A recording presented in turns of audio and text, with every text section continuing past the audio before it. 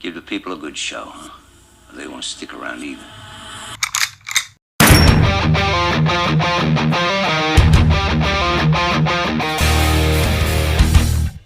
Hello friends, my name is Stevie Cade and welcome to Film Trigger. So, Mortal Kombat just landed in theaters and on HBO Max, and I had the privilege of watching it last night.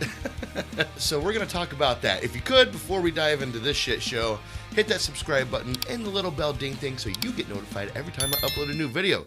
So without further ado, let's dive into the review for Mortal Kombat.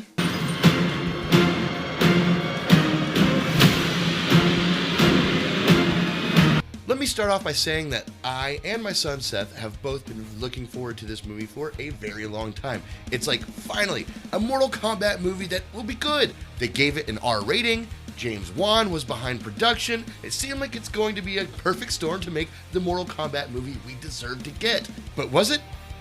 Not so much. But before we dive into the negatives of this movie, let's jump into what I actually did like about this film. And that's the opening scene, Scorpion's origin being told. This is a very heartfelt story of love and loss, and a new perspective on Scorpion that sets up him being the heart of the film. Watching this first sequence, I was really pumped. I'm like, okay, this is it. This is the Mortal Kombat movie I've been waiting to see.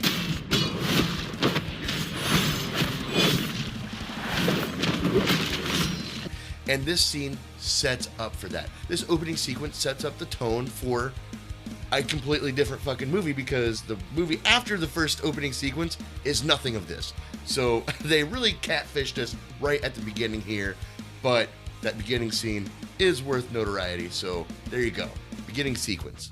Neat. Sub-Zero's powers are visually stunning. I believe like they did a great job illustrating how Sub-Zero would use his powers.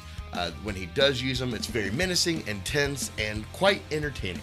And then we have Kano. Kano is perfect as the comic relief. I genuinely enjoyed most of his jokes in this movie. Like, anytime he talked, my eyes were glued to the screen. He really made most of this movie. Honestly, like, if you took him out of this movie completely, the quality of this film jumps down at least 50%. Another thing I liked is the R rating. That's the only way a Mortal Kombat movie is going to work, is with an R rating. It's silly to think that it would work otherwise. And it's parallel with Kano. Like, without Kano and the R rating, there's really not much more value in this film. But I can shove the one-liners and the shallow storytelling aside, just because the fatalities and the kills kind of pay off. They're really good.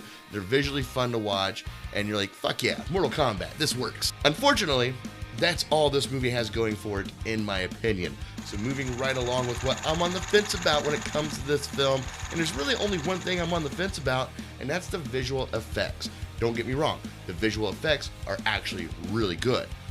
Like 95% of them are just amazing. There's this other 5%, like, you know, with the blood splatter, when they stab somebody in the head and you see the blood splatter this way and that way, and the fireball and people's hands and shit like that. That doesn't look like very quality VFX. It honestly looks like a basic editing software template, and I'm not quite sure why. Like, I feel like maybe they just used all of their budget on Sub-Zero's stuff, because that stuff looks really good. But the rest of these things are just, it's basic. It's not as good as I would expect it to be. Moving right along with what I don't like about this movie. Okay. How do I put this gently? Cole Young. Why are you in this movie? Why do we need you in this movie? The movie did not do a good job convincing me that we need Cole as a new character in the Mortal Kombat lore. They try to tie him into Scorpion loosely. It's just, it doesn't work. Like, I don't understand why we follow this character around. We really could have spent a lot more time developing other characters. We could have focused on anyone else that was already established in Mortal Kombat lore, and I feel like this movie would have played off a little bit more smoother than it did. But instead, now we have to invest all this time learning who this new guy is, where he comes from. Oh, surprise, he's related to Scorpion. Like, I saw that one coming from a mile away. It just seems unnecessary. I honestly thought when Scorpion's daughter was taken in the beginning of the movie that the movie would focus around her, but it doesn't. She's loosely tied in as the ancestry of Scorpion. Like, okay. So now here we are in modern times, and that whole opening sequence was just, could have honestly not even been there. Even though it was great, it didn't need to be there. It could have just been told in exposition, you know, or a history lesson or something like that. Another thing I don't like about this movie are the one-liners and the obvious use of, like, Mortal Kombat dialogue, you know, finish him, or fatality, or flawless victory, that they painfully forced into the script of this movie. Like, I'd rather you just didn't have it in there. But having these characters just randomly say this shit, oh, it's gross. Like, who talks like that? Like, even in this Mortal Kombat universe, it doesn't seem natural. It seems just, as I said, forced. It's very forced dialogue in this film, because that's what the game does. Woo, we're gonna follow the game. Remember that in the game, guys? I do. Yay, here's money. No, fuck y'all. That sucked. That was dumb. The worst of it is these people self-proclaiming their own names. I am no longer Bihan. I am Sub-Zero. Okay.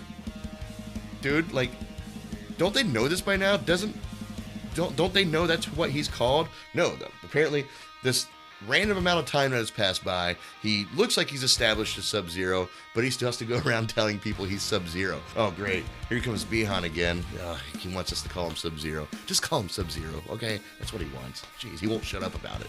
Like, that's how it comes across to me. Or when Scorpion shows up at the end of the movie. I'm Scorpion now. Why? Why are you Scorpion now? Have you spent centuries in hell just, like, trying to figure out the best name? They're not earned. It's not earned at all, which goes into most of this movie, and most of what I don't like about this movie is the lack of character development, the lack of earning the things that we see in this film. Everything's just told to you. You don't learn anything from watching the characters grow. You're just told this is what happens. Prime example of this, when they get their fucking powers. It's just a random wheel of powers. So you get this power, and you get this power. Why? I would imagine the powers that they earned is something that, I don't know, they either focused on, played into their strengths or their weaknesses. No, it's just a random mixed bag of powers that you get suddenly because you're angry or you're scared, or I don't fucking know. Like, this is the point in the movie. Kano. When Kano got his laser eye power, which raises a lot more questions because it's tech-based, or should be tech-based. I mean, Sonya throws water in it and it sizzles like it's tech-based, but he just randomly shoots a laser out of his fucking eye for no fucking reason. This is when I realized, okay, this movie sucks. You know, like, I had been hopeful up until that moment, especially with Kano, because I love Kano, and it's almost poetic that I came to this realization during a Kano moment. When they just get random powers for random reasons, that's when I realized that we're done here. This movie is not what I had hoped it was going to be. Kano, you get a laser eye because that's what you have in the video game, and writing is hard. Oh, alright. Or Jax's ability to randomly upgrade his arms. Like, is that even a power? I mean, I don't get it. There's no storytelling, and there's a lot more questions I have by the end of this film, and they're not the right questions. It's not questions of, ooh, where are these people going, and what are they going to do? I have a lot more questions about what I just fucking watched. Like, I'm still trying to piece things together. I don't quite understand. I'll be the first to admit, I don't know Mortal Kombat lore, and this movie should be written, well, not only for the people who do know Mortal Kombat lore, but also for people like me who don't. I need some explanation. I need some exposition. I need some storytelling. I need some development so I can be in the know with you guys. So I have no idea what the prophecy is. Okay, I know that they're coming down and killing the Chosen Ones, you know, so they can't fight in the tournament or whatever. I don't know. The Chosen One concept was an oddity. I don't think that's part of the video game lore, but, like, I don't quite understand how people get chosen. I guess they can steal the Chosen One thing, which makes less sense. This is very bad writing.